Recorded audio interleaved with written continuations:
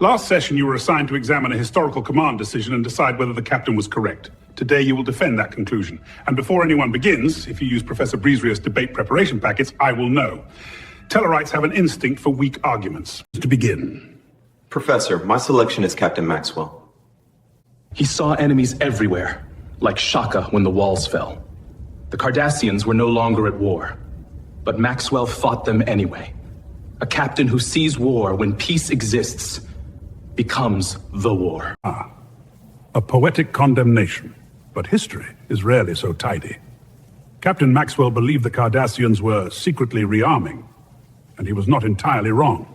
So tell me, Cadet, was Maxwell paranoid? Or merely early? Early, Professor. The Cardassians were rearming. It was later confirmed. If Starfleet had investigated Maxwell's claims instead of stopping him, they might have discovered that sooner.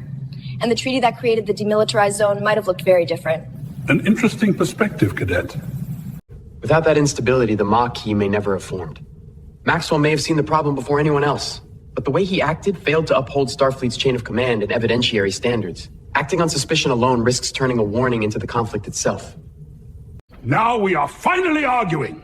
Cadet Yor is correct. Captain Maxwell violated Starfleet command authority and attacked without proof.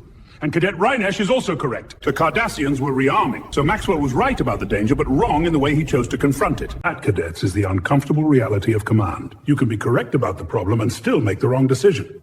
History remembers both. Cadet Zon, what case have you brought for us today? The case I have brought, Professor, involves Archer's decision to withhold a medical cure on Valakis. It is Valakis, and we will not be doing your homework for Professor Breezeri's Interstellar Ethics and Law class in my lecture, Cadet! Do better, Cadet! We are running short on time, and since some of you apparently do not appreciate the freedom of choosing your own cases, I will assign the next one, the Federation and the Romulan Star Empire.